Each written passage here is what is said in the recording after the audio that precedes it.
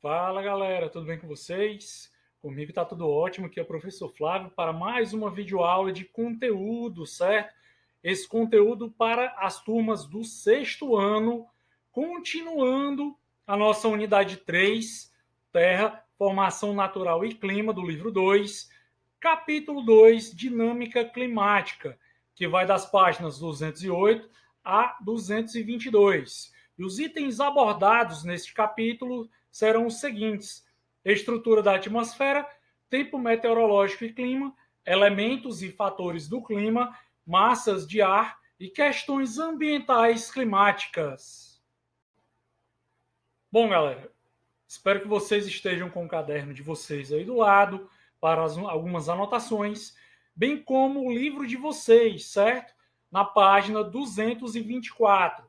Vamos lá começar agora. Estrutura da atmosfera. Observe nessa imagem, galera, que nós temos algumas camadas que compõem o nosso planeta. Nós temos a troposfera, estratosfera, mesosfera, termosfera e exosfera. Vamos agora ver cada uma delas em detalhes. A camada mais próxima da crosta terrestre é a troposfera. Essa camadinha aqui, viu, galera? Ó, onde esse aviãozinho está passando aqui. Camada mais próxima da crosta terrestre é a troposfera, cuja espessura média é de 15 quilômetros. Olha aqui, ó, 15 quilômetros de espessura, sendo em torno de 18 quilômetros sobre a linha do Equador e de 6 nas regiões polares. Nesta camada estão concentrados cerca de 97% da massa total da atmosfera. Na próxima camada, nós temos a estratosfera. Olha aqui, ó. Estratosfera é a próxima. Acima da troposfera está a estratosfera, de 15 a 50 quilômetros de altitude. A camada de ozônio encontra-se nessa camada, responsável pela filtragem dos raios ultravioleta prejudiciais às formas de vida. Olha aqui. Nós temos a troposfera, aqui é a estratosfera, né? Beleza.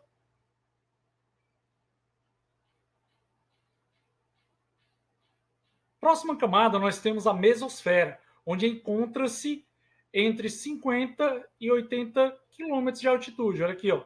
Acima da estratosfera, nós temos a mesosfera. A mesosfera encontra-se, né, como eu falei, entre 50 e 80 quilômetros de altitude e possui baixa pressão atmosférica e a temperatura é extremamente baixa.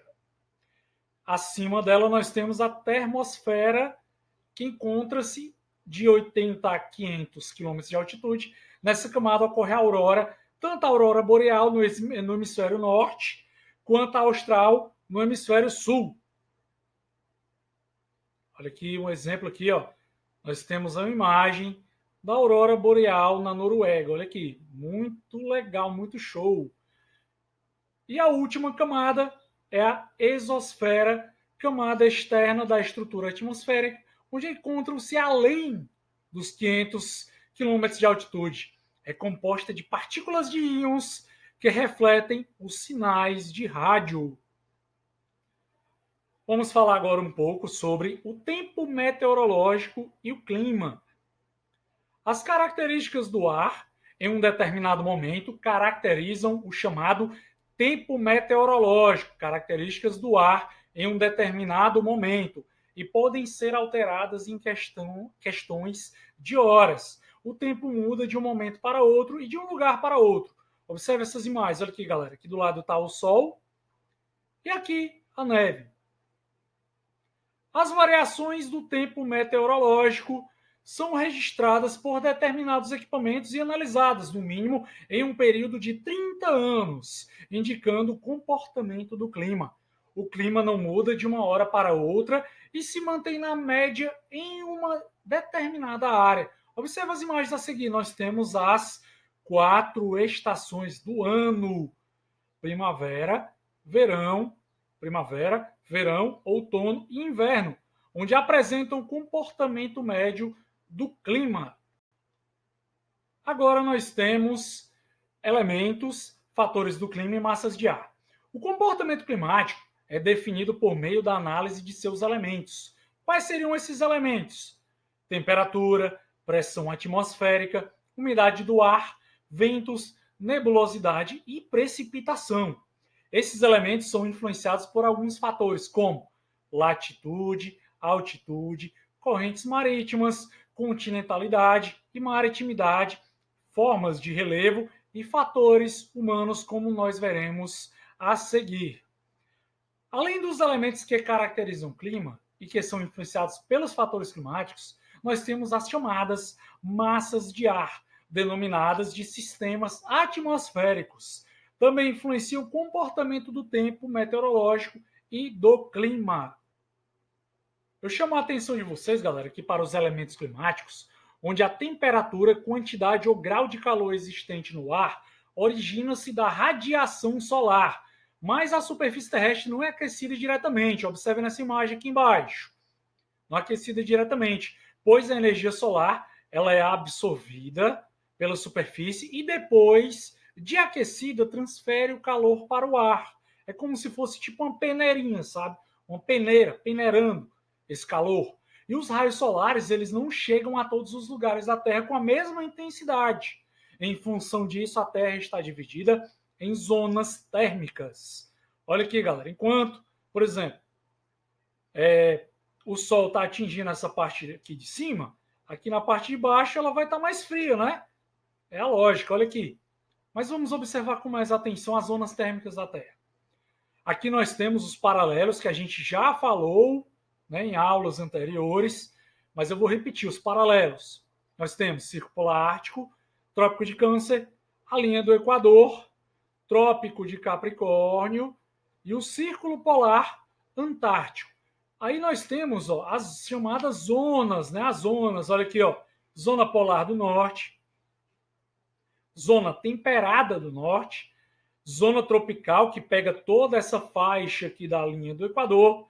Abaixo nós temos a Zona Temperada do Sul e a Zona Polar do Sul. E tomem nota no seguinte, galera. A temperatura do ar é indicada pelo termômetro, sendo que o Brasil utiliza a escala Celsius, ou seja, a letrinha C, né, o Celsius. E em outros países utiliza-se a escala Fahrenheit, o F, ou a Kelvin.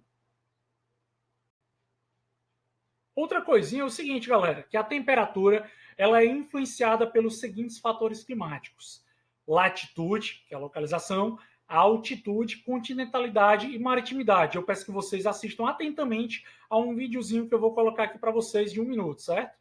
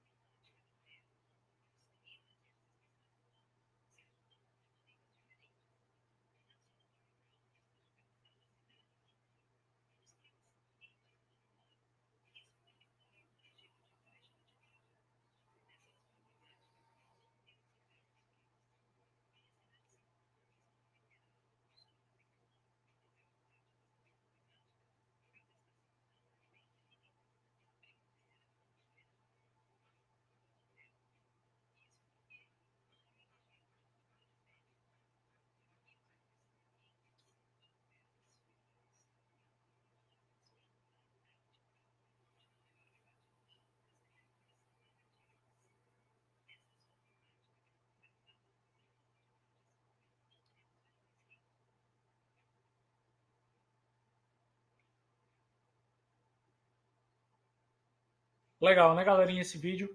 Bom, eu peço como um exercício para vocês localizarem qual é a zona que nós estamos localizados e quais são os fatores climáticos que podem influenciar essa zona da qual a gente está localizado, certo?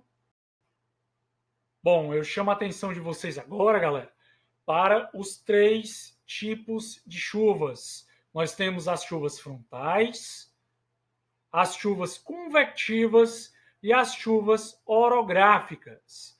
As chuvas frontais são as mais comuns e resultam do encontro de duas massas de ar com temperatura e umidade diferentes. É a mais comum que ocorre, né? Atingem grandes áreas e tem longa duração, aquelas chuvas que duram o dia inteiro, galera. Já as chuvas convectivas, elas se formam quando uma massa de ar quente é elevada, ó, massa de ar quente, observa aqui nessa imagem, ela está se elevando e formam as nuvens chamadas cumulonimbus, são essas nuvens mais comuns que nós temos. São torrenciais e de curta duração. Aquelas chuvinhas que, quando você vê, tá tipo o céu todo carregado, né?